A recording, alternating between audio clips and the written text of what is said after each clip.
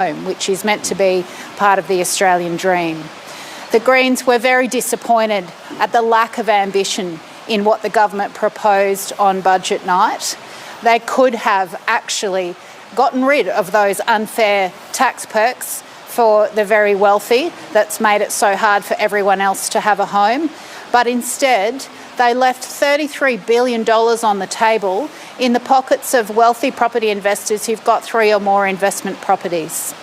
What a missed opportunity to actually step up and fix the housing crisis. On balance, this package is a small step in the right direction. It is a small step. It could have been so much better, but it is a small step in the right direction, and the Greens will vote to see it pass the Parliament this fortnight. But we will not stop fighting for renters. We will not stop fighting for young people and for all Australians to be able to afford a roof over their heads. It should not be out of the reach of ordinary people to have a home of their own. And I might add, there was nothing in this budget to help renters, the 1/3 of this country who are seeing rents skyrocket, and the government has walked away from them. But the Greens will keep fighting for renters and for everyone to be able to have an affordable roof over their heads. Now, in relation to the NDIS bills, this government has proposed the biggest cut to a social support program in the history of the Parliament. They are punching down on people with a disability because they didn't have the guts to raise revenue with a gas export tax, or by cancelling AUKUS, or buying just one less second-hand submarine from Donald Trump. And nor did they have the guts to properly tackle the super wealthy property investors that have pushed up house prices. Instead, the government is punching down on disabled people and proposing to make almost $40 billion of savings off the back of the most vulnerable people in our community. That is disgusting. And it is a choice that the government didn't need to make. And the Greens are going to fight it with everything that we've got. Now, I'm pleased that thanks to the wonderful work of both of my team, all of my team, in particular Senator Steele-John, that we've managed to stop the NDIS bill passing the Parliament this fortnight. We've secured, and Senator Steele-John will be moving in the Senate in less than an hour, we've secured an extension to the inquiry into these inhumane cuts until at least the middle of August. And we will use that time to continue to build momentum to see this bill scrapped entirely. And we've heard the Liberals say some critical words about this bill. Well, they need to follow through and oppose the bill. Or better yet, the government should withdraw this cruel attack on disabled people. That actually is an attack on all of us, and it's an attack on Australian values. I'll hand over shortly to Senator McKim, our Treasury spokes, to run through some more details on the tax reform bills, and then we'll hand over to Jordan, and then we'll take questions. But I just want to reiterate, the government could have actually tackled the housing crisis, but they didn't have the guts to do that. Just like they didn't have the guts to bring in a gas tax, they didn't have the guts to cancel the deal with Donald Trump for submarines, and they lacked the courage to properly take on the wealthy property investors. But the Greens are here fighting for renters, for ordinary Australians, for people who deserve to have a roof over their heads and their basic needs met. And we will continue to fight for good outcomes in this place. But if it's not going to come from the Labor Party, let me tell you, it is coming from the Greens, and we are here and we are ready to replace them. Thank you, Larissa. Well, this was a once-in-a-political-generation opportunity to do something about the housing crisis, and Labor met that opportunity in classic Labor style, with an abject lack of ambition.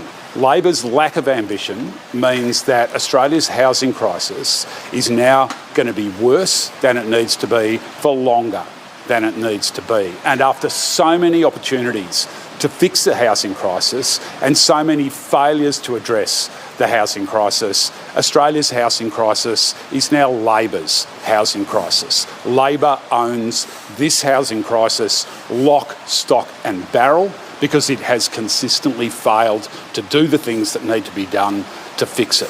Now, having said that, we've had a good long look at Labor's proposed changes to capital gains tax arrangements to negative gearing arrangements, and taken together, there is no doubt that they are a very small step in the right direction. And with the changes we've negotiated with Labor, they are a slightly bigger small step in the right direction. But that's all they are, a small step in the right direction, but that is worth us taking, and that is the balance of our consideration which has led us to decide to support this legislation. So what we've achieved through our negotiations is basically in two spaces. Firstly, we've significantly reined in the ministerial powers that Labor wished to grant itself and any future Treasurer, I might add, in their original legislation, and I'm happy to go into details around that if required. The second thing we've done is to secure a ban on self-managed superannuation funds from borrowing money to purchase residential properties. This has been a recommendation that's consistently been made by financial stability reviews, but for us, this is about forcing Labor to go a little bit further to address the housing crisis in Australia. This will take some demand out of the housing market, and it will mean that there is less opportunity for people in self-managed super funds to show up to auctions and use their tax advantages to outbid renters and prospective first home buyers. That is something that we've achieved through our negotiations that Labor didn't originally have in its proposed package. We will take questions, and we're happy to answer questions on the details, but I just want to leave you with reiterating the main problem that the country is facing here, which is Labor's abject lack of political ambition, and they have absolutely squibbed the best opportunity we are going to get in a political generation to fix the housing crisis. It's so disappointing to be dealing with a centre-right government that simply will not address probably the biggest social crisis facing our country, which is the fact that so many millions of Australians, in particular young Australians, are priced out of the housing market. We'll go to Jordan now, and then we'll take some questions. Now, we might want to redo the mic height, I think. Are they too high for you, Jordan? I think usually they are. I'll let the experts do that. Thank you. I'm just going to clear my throat as well. That's better. All right. So, whereabouts would you like my eye line for the cameras? Just about there? Okay. Fantastic. Let's be really clear. The Greens oppose Labor's damaging NDIS bill. We oppose their cruel NDIS cuts. We will be voting against their NDIS bill. We have secured an additional inquiry into this legislation, and we have also won important protections for disabled people that form a firewall against a government that is greedily attempting to remove funding from disabled people and our families in order to meet their budget targets. Our amendments address a number of key concerns that have been echoed again and again by the disability community. Currently, this bill allows, and the government wants, to be able to make sweeping cuts to people's social and community participation supports. They want to slash budget funding by 50%. Our protections ensure that these powers cannot be used to reduce funding that allows somebody to get to work, or that enables them to get to a medical appointment or undertake other kinds of critical medical care and support. The government also wants to be able to make cuts of up to 99% to all other areas of people's funding. And our amendments place firewalls of protection around those areas of funding so that no minister in Canberra can ever cut people's supports with the stroke of a pen and undermine their independence.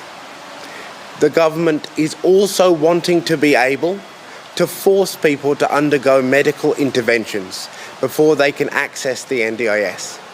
And the protections that the Greens have secured ensure that these interventions cannot be restrictive practices such as forced medication, and that they must be available through the public health system. We have reduced the minister's powers over disabled people's lives, and we have secured protections for disabled people and our families. But let's be really clear. The Greens are not finished. This additional inquiry will grant more time for disabled people and our families to continue to have our voices heard. We will be voting against this bill. It is a piece of legislation which seeks to raise money from those in our community that are struggling the most. Meanwhile, the gas corporations and the billionaires and the arms manufacturers get off scot-free. It is an absolute disgrace and a violation of Australia's social contract and our community values. We will continue to work every step, every role, every vote, every motion, every time to oppose this bill, to have it chucked back into the bin, and to get on with the work of building an NDIS that actually meets the community's needs. Thank you. Can I suggest, folks, if there's any questions for Jordan, take them now, and then if there's questions for Larissa and I, we can just adjust them. We heard concerns during the inquiry. Disability advocates thought people would die under the government's original plan.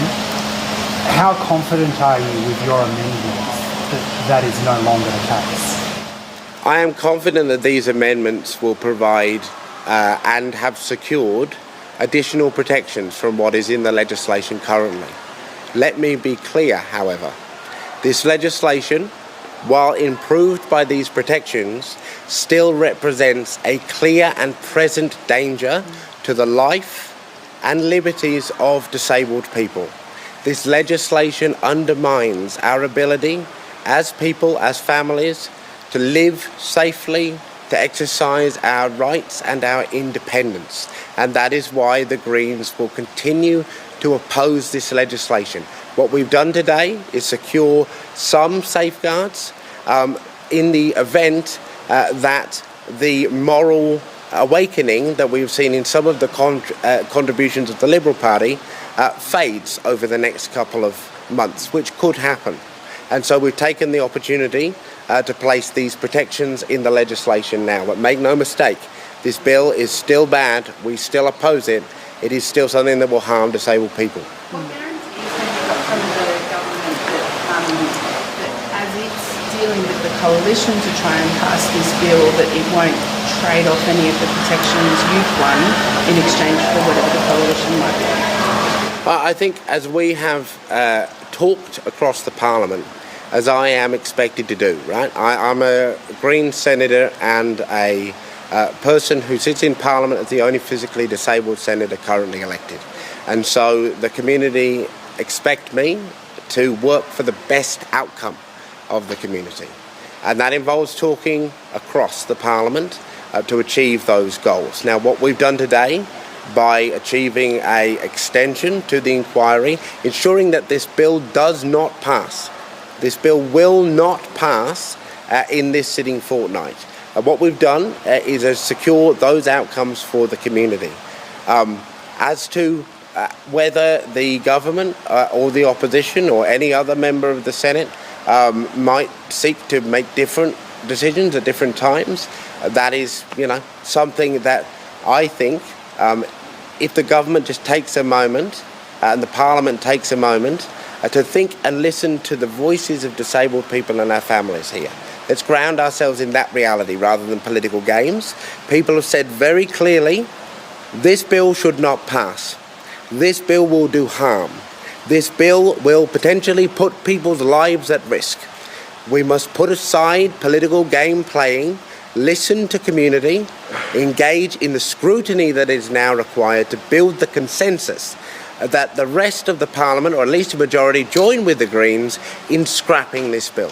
We've got about 5 minutes left, so we might need to take questions on other matters now. Can I get a question? One quickly further to Katina's point. Just this bill will ultimately... Larissa can respond. the NDIS bill will pass eventually with Labor and the Coalition.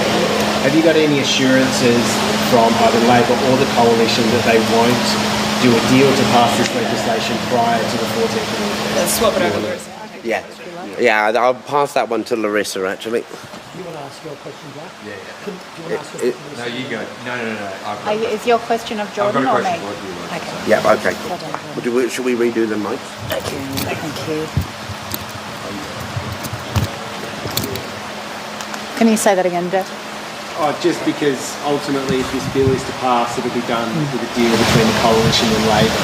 Have you got any assurances, although you've got the extension of the inquiry, that in that time those two parties won't come together and do a deal to pass the bill?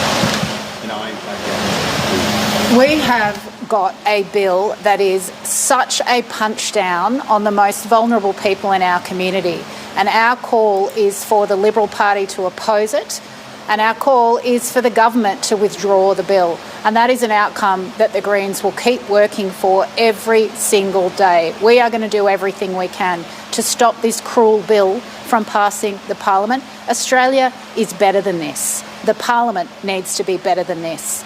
And I'm pleased that we've secured an extended inquiry that will give the disability community more time and more of a platform to share just how damaging these cuts would be and what they will mean for real people. And if the government and the Liberal Party want to ignore that reality and continue to steamroll on and pass these cruel cuts, they will do so in the face of evidence that people's lives are at risk. So I'm pleased that we will have at least 8 weeks, and we will push for the inquiry to go longer, and we will push in every possible way for this bill to never pass. But it will be on the government and the Liberals' head if they gang up and punch down on the disability community after hearing all of the evidence about people's very lives being at stake. Senator Waters. We have an agreement that the NDIS bill will not pass this fortnight and will be referred for further inquiry until the middle of August at least. And I'm letting you know that we will push for it to be extended after that, and we will do everything we can to see this bill ultimately never pass this Parliament. But you don't have any guarantees that your amendments that you've secured into this bill won't be written out if the government does agree with the Coalition? We have an arrangement that the worst parts of this bill will be shaved off as an insurance policy against the Liberal and Labor parties having no heart and passing these cuts. We have that arrangement. Senator Waters, the tax changes that you've agreed to pass in this week, they don't include the changes to trust, the further changes to the capital gains tax discount. Will you withhold or use your support for those changes as a bargaining chip to secure further amendments to the NDIS reforms going forward? Well, look, we haven't seen what the government is proposing in their second and third tax bills, so we will scrutinise those bills in the normal fashion once the government proposes them. Are you prepared to withhold your support at all, though, to secure the changes to the NDIS? We can't make any comment on a bill that we haven't seen yet. Senator Waters, your party loves to make a song and dance about how you hold the government to account and that you hold the balance of power. But how do you allay that with the fact that you've allowed these massive tax reforms to pass with essentially just 6 weeks of scrutiny? Look, I'm pleased that after decades of the Greens pushing to see unfair property investor tax perks, which have turbocharged housing inequality in this nation, that there is now an end date on those perks. What we remain incredulous about is that the government didn't have the guts to actually abolish them properly. They've grandfathered in most of the unfairness in those tax perks, and they've left $33 billion on the table in the pockets of property investors that have got 3 or more investment properties. That is a choice the government has made, and they are going to have to wear that choice. When renters and other people who would like to buy their first home continue to rock up at auctions and continue to be priced out, the Labor government will wear that. Now, we want these reforms to work, but whether they do or not, frankly, is an open question, and we are all watching to see that. And I think renters and people who would like to have a house in this country will be right to hold the government accountable when homes are still unaffordable. Senator, what's the Greens' position now on capital gains tax carve-outs for startups? And do you have any concerns about how they're going to be implemented? Yeah, I can take that if you like. Look, just quickly before that, to the previous question, can I just say, this has been subject to a 3-month Senate Select Committee inquiry led by the Greens. I'm talking, if I could just finish, I'm talking about the capital gains tax discount and negative gearing arrangements. Those arrangements have been subject to a 3-month-long Senate Select Committee inquiry delivered by the Greens, chaired by the Greens. Then the government's legislation has been subject to a second Senate inquiry. Respectfully, any suggestion that these changes have not been acceptably scrutinised doesn't stack up in regards to reality. Now, in relation to, your question? Startups. We made comments in the additional comments we made to the second inquiry, the inquiry into the government's legislation last week. We do have some sympathy with some of the arguments that are being put in relation to innovation and startups. Our comments are there. They're on the public record. The government has been very clear that they're going to address those issues in the second tranche of legislation that will be coming down the line in the relatively near future, and we'll have a look at those when they do that. Just get you on a separate matter, just about the centrist political party that Zali Steggall's proposing. Do you think the Australian electorate would be well served by such a political entity? Well, I think we've got a centrist government at the moment, so if people would like more centrism, they will vote accordingly. What the Greens are here to champion is people getting their daily needs met, everybody having a home, a school and a hospital that meets their needs without charge, and decent renewable energy that brings people's power bills down and helps us fix the climate crisis, and free education, I might add. So I know where I'll be encouraging people to vote come the next election. Ben Robert Smith is going to be at the Australian War Memorial tonight for the opening of Anzac Hall. Do you think it's appropriate that he's going to be there with the PM, with other senior ministers, given the pending legal case against him? No, I don't, and I won't be attending that event. Why not? All right, Well, thanks. it's not appropriate. Thanks everyone. Okay, we've just been listening there. To the Greens. They have struck a deal on Labor's changes to the capital gains tax and negative gearing. We are expecting the Prime Minister to speak shortly, and of course we'll bring you that live as it happens.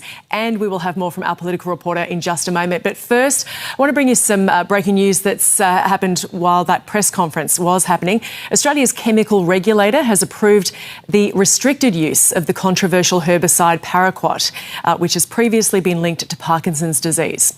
The Australian Pesticides and Veterinary Medicines Authority today handed down its review into the use of this herbicide and has determined it could continue with significant restrictions, and that includes lower application rates. The regulator's review of this herbicide has been underway since 1997. The regulator said that in making this decision, it found the weight of evidence does not show that paraquat exposure through approved uses increases the risk of developing Parkinson's disease. Now, paraquat and the related herbicide diquat are fast-acting weed killers that farming groups say are essential for controlling resistant weeds. So we have a reporter standing by to bring us more on that breaking news, and we'll cross to them live as soon as possible. Also breaking this hour, the chairman of scandal-struck consultancy giant KPMG has announced he will leave his role after a short transition period. This is Chairman Martin Shepherd. He becomes the latest leader to resign over the handling of those allegations. Now, the Prime Minister is speaking in Canberra. Let's go to that. Australians to buy their first home, and they'll cut taxes for every Australian worker. Our tax reforms give support to small business, and we will amend our legislation to give every active small business generous capital gains tax concessions. Our tax reforms will give better alignment for income earned from work with income earned from assets and wealth. Most Australians have nothing to sell but their time, nothing to give but their hard work. And that's how they earn an income. That's how they put food on the table.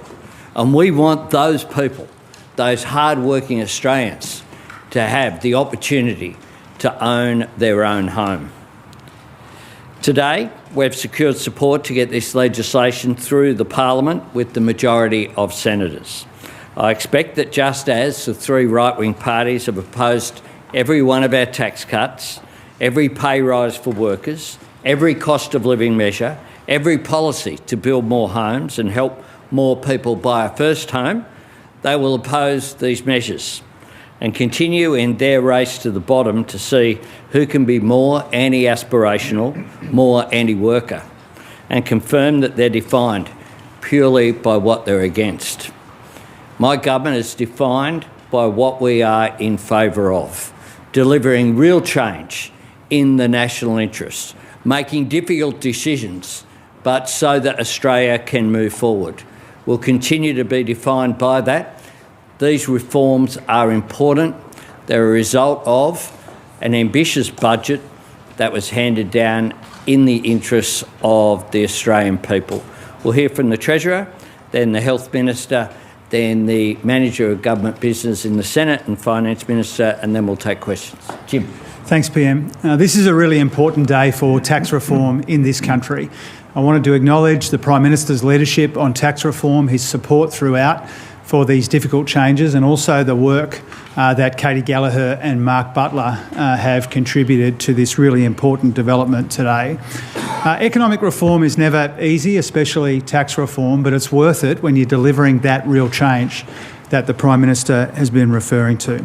The passage of these bills will mean a fair go for first home buyers, tax cuts for workers, and a fairer tax system as well. And that's what today is all about. Now, every time there's major tax reform in this country, it involves multiple pieces of legislation and consultation, and that's what we're seeing here as well. But what this will mean is that the major elements of our ambitious tax reforms will be in place once this passes both houses of the Parliament. We will be moving amendments as we flagged. The Prime Minister and I flagged in Sydney on Thursday a series of amendments that the government will be moving, whether it's increasing the small business turnover threshold to make sure that 100% of the 2.7 million active small businesses have got access to concessions and carve-outs, the implementation details for charitable donations, income support payments, the calculation of the Working Australians tax offset, and also removing those ministerial powers where that is necessary and where those powers are not necessary for us to retain them. There is also agreed with the Greens in the Senate that we will take an additional step when it comes to limited recourse borrowing arrangements. Now, many of you would know that super funds are generally prohibited from borrowing to make investments, but this has been an exception in the system. And so the changes that we've agreed today will strengthen the rules that limit borrowing by superannuation funds. We will ban these arrangements for residential property going forward, but we will leave the existing arrangements in place for those existing investments and also have a 45-day transition period for any investments which are currently midstream, and that's important as well. In 2014, David Murray, in the review that he led for the Coalition, recommended that these arrangements be banned. In 2019 and 2022, the Council of Financial Regulators also highlighted the risks in these arrangements, and we will be dealing with that with this amendment in the Senate. This is a very small part of the housing market. SMSFs, for example, are less than 1% of total residential property borrowing and less than 0.5% of new residential borrowing each year, so a small part of the market. Now, this is an important change in its own right, but it also reflects the realities of a Senate where nobody has the numbers on their own, and that's why we are willing to support these arrangements today, the changes to these arrangements today. I'll hand you to Mark and then to Katie. Thank you, Jim. Thank you, Prime Minister, and to Katie for the work that's been undertaken. Obviously, alongside this landmark tax reform package, the other major element of this year's budget was a comprehensive package to get the NDIS back on track and secure it for the long term. Immediately after the budget, the government, unsurprisingly, commissioned a Senate inquiry to allow submissions to be made about the package I'd announced some weeks earlier and allow some public hearings, and we've obviously been monitoring that evidence very, very closely. As I said when I announced this package down at the Press Club, big change in an area like this is often very confronting, and some of the evidence that we heard from the inquiry was obviously confronting as well. But the government remains convinced that this is absolutely the right package for the NDIS itself, and most importantly for participants now and into the future who rely upon this enormously important social program being secured for the future. It was obviously pretty clear to us as we came back to Parliament that it was going to be next to impossible to have this bill dealt with over the course of this fortnight. The opposition had indicated, in spite of some encouraging comments from the Leader of the Opposition in his budget reply speech, that they were looking at a 6-month delay to this bill being dealt with in the Parliament. Let me be clear, a 6-month extension would cost the budget billions of dollars, but would also delay our ability to get those cost blowouts under control, to clear up eligibility rules and to crack down on the fraud and the integrity issues that the community knows are there with the NDIS. And that is why we have agreed to an extension of this inquiry that's been underway for the last several weeks for another 8 weeks to report on the 14th of August. This is another opportunity for us to provide ongoing reassurances about our intentions around this package and the degree to which this is an important reform to secure the long-term future of this important social program. We've also agreed to a series of amendments in areas that we'd been considering over the course of this inquiry to make it very clear what support determinations would be able to be made and restricting them only to social activity and therapy areas, making sure that there is no impact on the ability of participants to continue to engage in employment. Also to clarify what appropriate treatment might be that we would expect participants or applicants for the scheme to undertake before they would be considered for entry into the scheme, particularly to ensure that that does not involve any restrictive practices and also only considers treatment that would be publicly funded. So this is obviously, as Jim said, a reflection of the realities in the Senate. We think this reform is the right direction for the country. We think reform is urgent and needs to be considered by the Parliament immediately after this report is delivered on the 14th of August, but obviously there was not a pathway to consider this bill over the course of this fortnight. Senator Gallagher. Thank you, and I thank the PM and Treasurer for their leadership on tax reform and for finalising the negotiations around the passage of those important reforms through the Senate, and also to Minister Butler for working with us throughout that on the NDIS and handling of the NDIS bill. So at 12 o'clock today, when the bells ring, we will move a motion which basically facilitates the passage of a range of legislation, but including the tax reform bills that will pass, and we will have those bills finalised by the end of this sitting week. These have been, appreciate the negotiations we've had right across the chamber. As you all know, nothing gets done in the Senate without deep negotiations. That's been the same for these bills and for this end of session passage of a number of other important bills. So we appreciate that. We appreciate the engagement we've had with all, but in particular with the Greens, for securing this important motion that will pass the Senate after 12 o'clock today. Hang on. Prime Minister, what impact does the changes to the NDIS, the delay in the handing down of the passage of this bill, have on the budget? And does that give you enough time to get the states and territories on board? We've been working constructively with states and territories, and we'll continue to do so. There will be a relatively small cost of it not being passed in June, in this sitting fortnight, but that's why we will aim at getting the bills passed soon after the Senate reports on the 14th of August. We have a Senate that we have to deal with.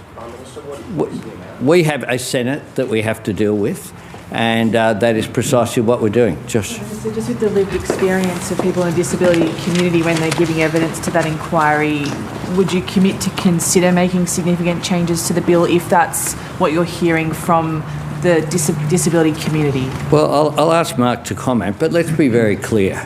Labor created the NDIS. We support the NDIS. We want to strengthen and make sure that the NDIS is sustainable. That's why we're making these changes. Very clearly, when we came to office, the NDIS was growing at an annual rate of 22%. That is not sustainable. What we want to make sure is that reform occurs so that everyone who needs the support of the NDIS with a disability receives the support that they need. But so that we get rid of and deal with some of the waste and anomalies which are there, which don't assist people with disabilities, but which assist in some cases some unscrupulous people who have exploited the situation. We want to make sure that they get the support that they need. Jim, Mark? Thanks, Prime Minister. Obviously, our entire approach to the NDIS, including the reform package, has people with disability right at the centre. I mean, that has been the central philosophy of this scheme. And while the inquiry is going on, Jenny McAllister, I and many members of government are obviously engaging with people with disability to help to explain the government's reasoning behind this package and to dispel some of the misapprehensions about what it's going to mean for participants. And the extra 8 weeks of the hearing will provide us with more opportunity to do that. To your question about states, even though this inquiry will continue and the bill won't be dealt with in the Parliament until August, we're getting on with the job. We're continuing to do work with states. There was a disability ministers meeting on Friday that was very productive and very constructive. We'll announce soon the membership of the technical advisory group that will advise not just the Commonwealth but the states and territories as well about a new functional capacity assessment regime for eligibility. There's a lot of work for us to continue to do and we'll start doing that now. We've already started it. We're not going to sit on our hands while the other 8 weeks of inquiry continues underway. Right, well, we'll reward politeness by going here, here, here, here, here and here, and then we'll go over that side. Yeah. Prime Minister, the Greens... Particularly polite gentlemen. Thank you. A hand up. The Greens It's rewarding, good behaviour. Thank you. The Greens said that they want to delay the bill as long as possible. They said they still wouldn't support it, even when it returns to a vote in the Senate. With the deal that was struck today, are those, even if the Greens don't support the bill, is the deal struck locked in, and have you given that guarantee to the Greens? I'm not quite sure what all that means, but the Greens have not supported reform that's necessary for NDIS. So they've said that the whole way through. The coalition have said, and the three right-wing parties have all said, they oppose any tax cuts, they oppose any reform. That's as it has always been. That's what they've done for the last 4 years. And so there's different positions that they have. There was an attempt to bring that together to block everything. We've ensured that that hasn't happened. Minister Butler referenced, the inquiry heard that the changes would result in people dying, that they would be isolated from their communities. Is the government pushing ahead with the reform because it does not believe that will be the case? I don't accept the characterisation that you've made and that others have made. We've obviously designed these reforms very carefully.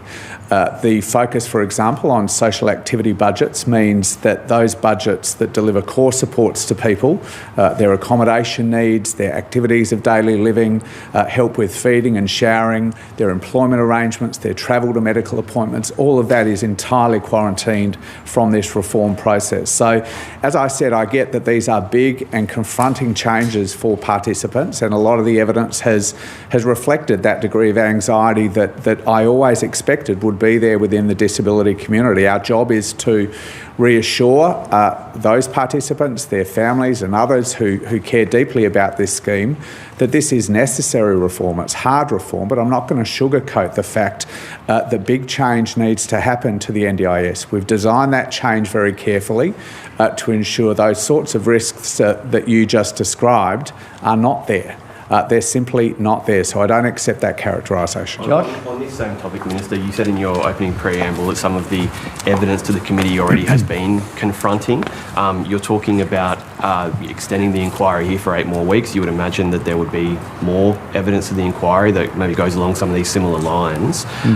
You're talking about reassuring the disability community, people who are on the NDIS, that some of these claims are unfounded and so forth.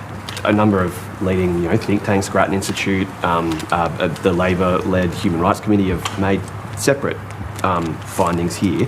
Are you reassuring people as well that this is the final form of the legislation, or is this 8-week extension also going to include the potential for further amendments, further negotiations on the final form?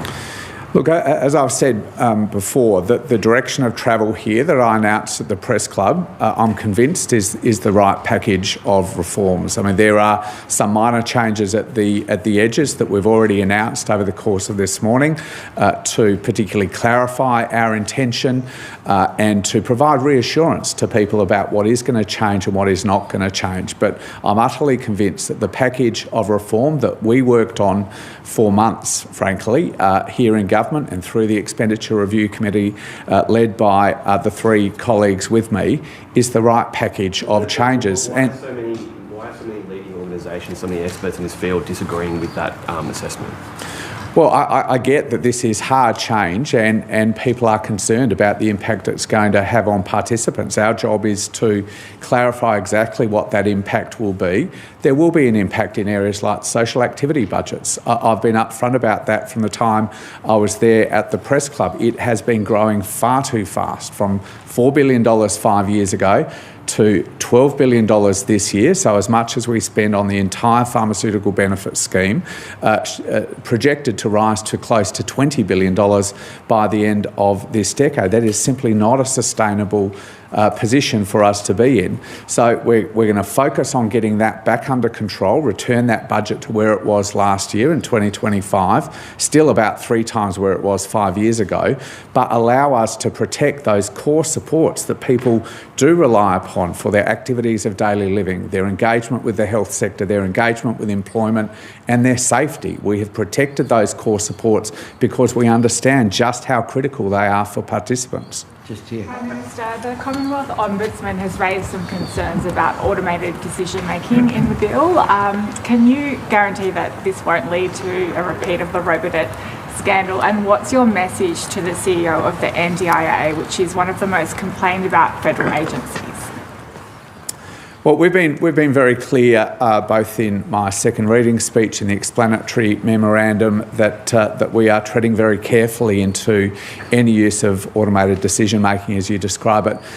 Dana, obviously, we're taking advice from a range of bodies like the one that you've mentioned. I've made it very clear that any use of ADM would be simply about administrative processes, certainly not about anything more substantive than that. There is, as you know, underway a whole of government approach to automated decision making. So we're stepping sort of very carefully into this space. This is obviously an incredibly complex, large program. Some level of automation of some administrative processes is pretty unremarkable in government today, but we've been very careful to provide reassurance, not just to bodies like that, but more importantly to participants, that this is very much administrative in nature and will continue obviously to be informed by the whole of government processes. Yeah, here, and then we'll go over to the left wing over there.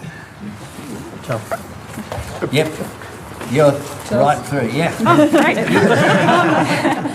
Do you know the median price of a unit in your own electorate, Prime Minister? And do you know how much that's sort of grown over recent years and the prices that young people are facing trying to buy a house in, say, Marrickville? What I know is that prices in Marrickville have increased substantially. And right throughout my area, but right throughout the whole country, that has occurred. What we are doing here is I talked to someone last weekend who was able to be successful at an auction that previously they'd almost given up on. That's a fantastic thing. That's what these reforms are aimed at. Do you know how doing. How much they paid? You didn't. That's what they're aimed at. Well, it's not to me to disclose how much individuals pay for homes. It's nearly $1 million. Do you think that should come down? Next. It's nearly $1 million. Do you think that's affordable for a young person to be able to buy a unit in Marrickville? Well, it depends on what their income is. It depends on all of their status, which is there. So people are, we want to give young people a fair crack at owning their own home. That is what these are aimed at doing. The evidence is people are coming forward, and indeed through our caucus, countless examples of people saying, we got a fair crack for the first time. That's a good thing. That's sort of a related note. We are seeing auction clearance rates at the lowest they've been in years in Melbourne and Sydney. We're seeing some property prices fall.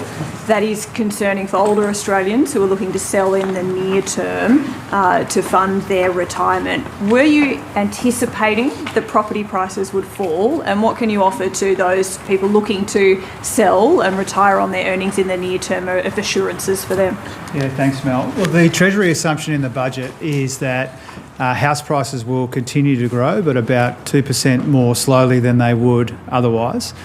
It's important to remember that whether you're talking about house prices or about auction clearance rates, we were seeing some of them begin to soften even before the budget, and that's because there are a number of factors at play when it comes to auctions and when it comes to house prices, including movements in interest rates, global and domestic economic conditions, and also tax settings as well. And so some of that direction was already set before the budget.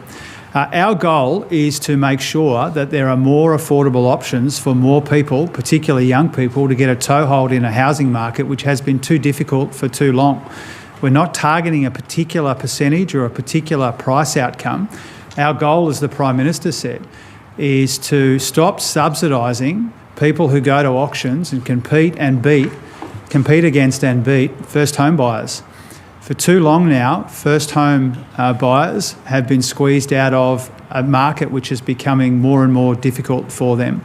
And that's the motivation behind the contested and contentious changes that we will pass through both Houses of Parliament this week. Jacob? Jacob? That would be the third ABC question in a row, Prime Minister. That'd be a riot. Whatever. Pigeons won't be your only risk. Given some of the poor old SBS won't be here, some people have said so. A question actually for the Treasurer: what's the fiscal impact of the super change that you've agreed to today? And if this was such an important loophole that people were going to take advantage of, why didn't you close it? When you announced the budget package on the 9th. Yeah, a couple of things about that, Jake. This is a worthy change, an important change, but it also reflects the realities in the Senate. Nobody's got a majority on their own, and so we engage in these negotiations. Again, I thank particularly Katie and Anthony for that. When it comes to the fiscal impact, we anticipate something like a $50 million positive impact over the forward estimates. But we will square that away properly in the usual way in the mid-year budget update. You would be aware, and others would be aware, that we have supported different versions of this in the past. We took seriously the recommendation from David Murray, hardly a kind of a scorched earth revolutionary, left-wing revolutionary, who said in 2014 that we should ban these. We've examined those recommendations before and from the Council of Financial Regulators, and so we think this is an important change in its own right. It's a little bit different to the proposal that we took to the 2019 election. In 2019, we were applying it more broadly, on this occasion just to residential property. So a different proposal with similar objectives, and a worthy proposal which reflects the realities of the Parliament. Katina, Greg, Phil, along. We daren't give Claire a question. That'll really upset the ABC. Have had a fair go here. Mark. Okay. Prime Minister Pauline Hanson this morning again said she wanted Australia to become a monoculture, and she evidenced Japan as a successful example of a monoculture. I want to know what you think about Australia becoming a monoculture using Japan as a template, and what effect that might have on the nation. Modern Australia is not a monoculture, and it never has been. Indeed, under pre-1770 and then 1788, there were many First Nations in this country. And since then, I think our diversity as a nation is a strength. The fact that in the last month, yesterday, Sunday, I was at an Assyrian function. It was a wonderful function in southwestern Sydney. Should that be allowed to happen? Should the functions that I've been at and met with community organisations, including I'll be meeting, I think next week with, it's scheduled with members of the Chabad community who were here during the last parliamentary sittings, members of the Jewish Orthodox community who are here. Is that okay in Australia? We had, from the arrival of the First Fleet, not everyone was at one. There were some in chains and some who were in charge of the people in chains. There were Catholics and Protestants. We have had a rich culture, and when we look at the Socceroos, we see examples of that rich culture. People who are proud of their ethnicity, of who they are, but also who are proud Australians and representing our great nation. And the whole country will be cheering them on Friday at 12 o'clock. And I hope that the country stops for a little bit during that time. It's who we are. So it's really a nonsense argument to go back to something that was actually never there. And I think that it's an example of policies and a vision for the country that isn't thought through, that doesn't represent who we are in 2026. And in 2026, what Australia needs, like the rest of the world needs, is governments that take us forward. There are big challenges in this country, like there are around the world, that the government's grappling with artificial intelligence, what it means for the nature of work, what it means for how we move forward. We won't move forward if we get stuck in these cultural debates that are all aimed at dividing people. Let's be clear. That's what it's aimed at. I aim to unite the country and to bring it forward. Prime Minister, mining exploration companies, who are the ones that you'll need to get the critical minerals agenda that you want happening, the capital gains tax changes are going to hurt them, and they don't believe that the definition of an innovative business in the preferred model for the further changes will include them. I understand Roger Cook conveyed this same message to you yesterday. How are you looking on that argument from the junior miners? Look, we're consulting. There's a discussion paper out there. And I make this point, that something that was never done by any government before our government and before this Treasurer put in the budget was the work of Geoscience Australia, to actually have a mapping of Australia of everything that is under the ground and everything that is under seabeds as well. I think from memory, $50 billion or thereabouts. It's substantial. An announcement that I made in Western Australia at a leadership forum meeting hosted by the West Australian. That's something that wasn't done. And when I went to Geoscience Australia, I was somewhat shocked. I encourage people who are Canberrans here, or people who are visitors to our great bush capital here, to go and visit them, see the work that they're doing. The scientists making an enormous difference for Australia. So we'll work constructively, we'll engage constructively, because that's what defines our government. Greg? The Treasurer has just said that there's a $50 million positive impact from the SMSF changes. What, in dollar terms, is the negative impact on the budget from the NDIS extended inquiry? And the Greens are now saying that they're going to be pushing for more changes in the NDIS in return for their support for further budget measures, such as trusts. Is it problematic that you've banked in these savings to the NDIS based on an announcement when the realisation of them is actually uncertain? Not at all. What we have is presented down a budget. I'll ask Mark to go through some of the specifics, but we've handed down a budget in the context of we know we have to get things through the Senate.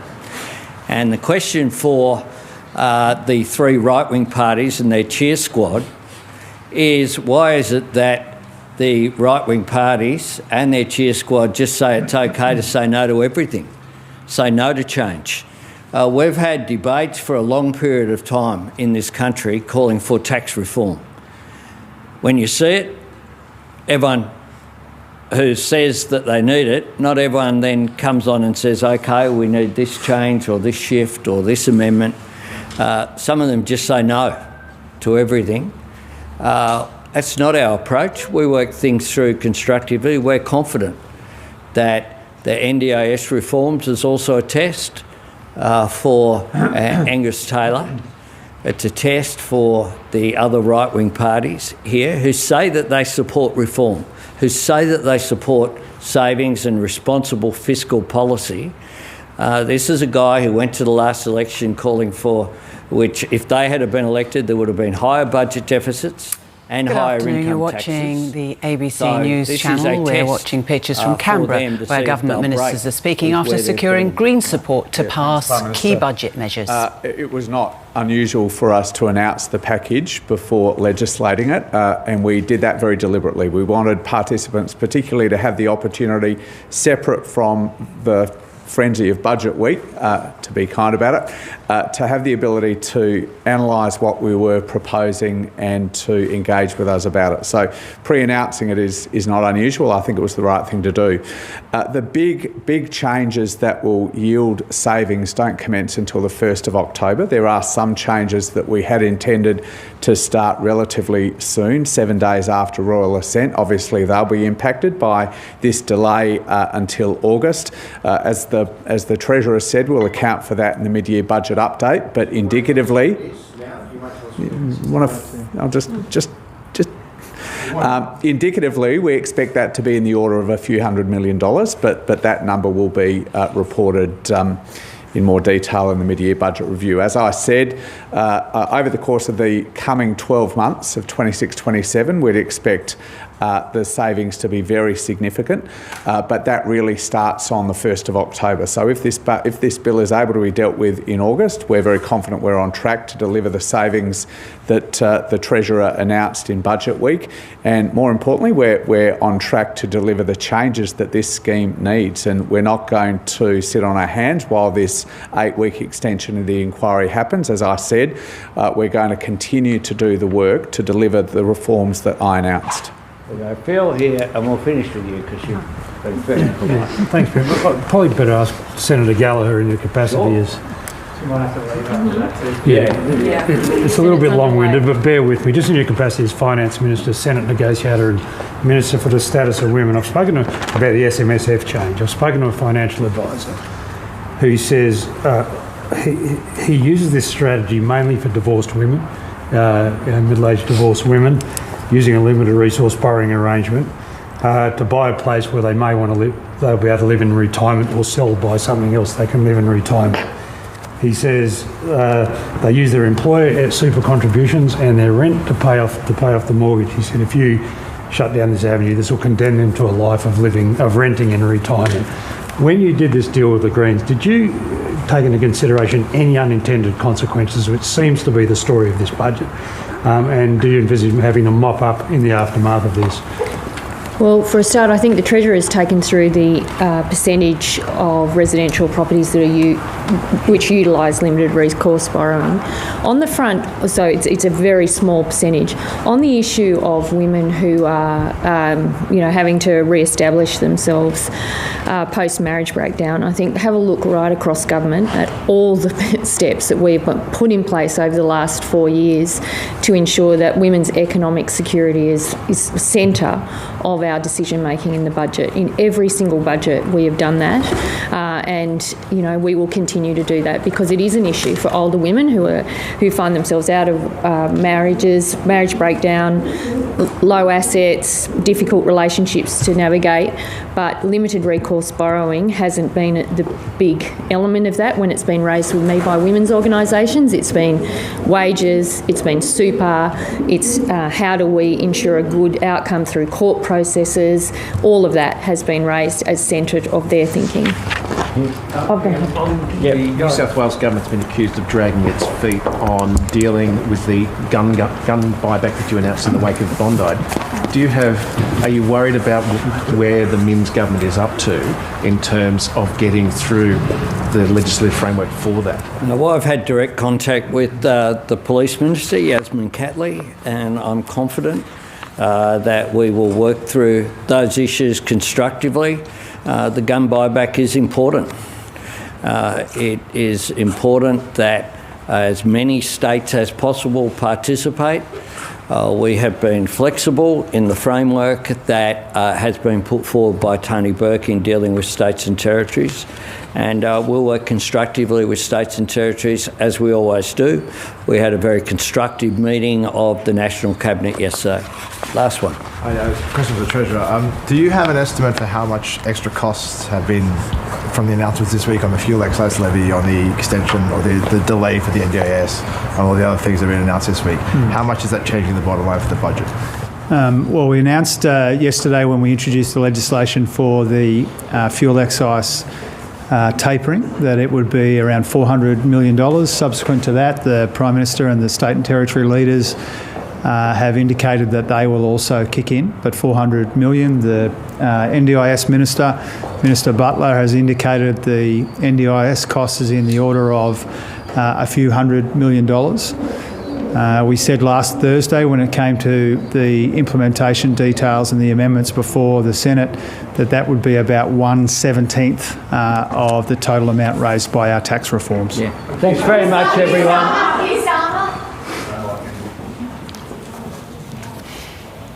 Well, hello and welcome. I'm Lorna Dunkley, and we've been watching the government announce that its proposed tax changes will pass Parliament after the Greens agreed to support the measures.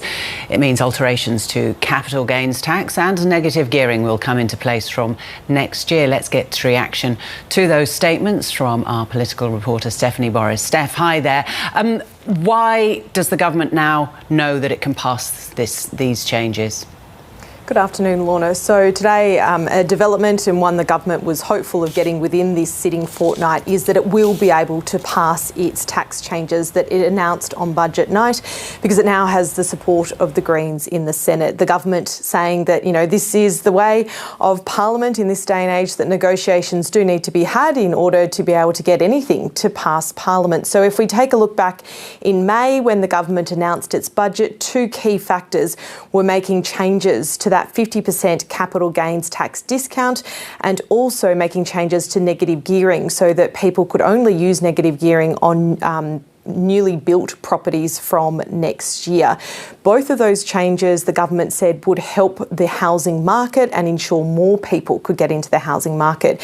The government has faced a bit of backlash on these changes. They've made further changes to the changes, Lorna, if you can keep up with the number of changes happening there, and that was mainly around the threshold for small businesses and carve-outs for them with capital gains tax discount. That threshold now, a small business defined as a turnover of up to $10 million. What we've heard today is a further tweak or a change that the government is making that the Greens have asked for, and that is to prevent self-managed super funds from borrowing money to purchase a property. The government says this is a small tweak, but one that it's willing to do because it has been recommended by previous inquiries, and it's also something the Greens wanted and therefore would put their support behind this piece of legislation. We heard earlier today from the Greens, they said while this they considered a slight win, they still didn't go as far as what they wanted, but politics is all about negotiations and sometimes you can't get everything that you want. Let's take a listen to a little bit of the reaction we've heard this morning. We've had a good long look at Labor's proposed changes to capital gains tax arrangements to negative gearing arrangements, and taken together, there is no doubt that they are a very small step in the right direction. And with the changes we've negotiated with Labor, they are a slightly bigger small step in the right direction. But that's all they are, a small step in the right direction, but that is worth us taking, and that is the balance of our consideration which has led us to decide to support this legislation. Economic reform is never easy, especially tax reform, but it's worth it when you're delivering that real change that the Prime Minister has been referring to. The passage of these bills will mean a fair go for first home buyers, tax cuts for workers, and a fairer tax system as well. The other element of this, Steph, focuses on the changes to the NDIS that the government is proposing. Are they being used as somewhat of a pawn in these political negotiations? So this is sort of a whole other piece of legislation, and these are huge changes that the government once again included in its May budget. So what's happening here is the government wanted to change the way that the NDIS operates with passing legislation over the next sitting fortnight. That is not going to happen following negotiations with the Greens. The Greens have raised countless concerns about the proposed changes, saying that it will hurt and harm disabled people. The government argues that it needs to rein in the system, to take some people off the NDIS, for example, and put them onto a new program called Thriving Kids in order to ensure that the system is sustainable long term. So what the Greens have secured in their negotiations with the government is for a longer inquiry into the changes around the NDIS. So this is now going to be a further 8-week inquiry. The government is hopeful it can then put the legislation to Parliament and a vote can occur in August.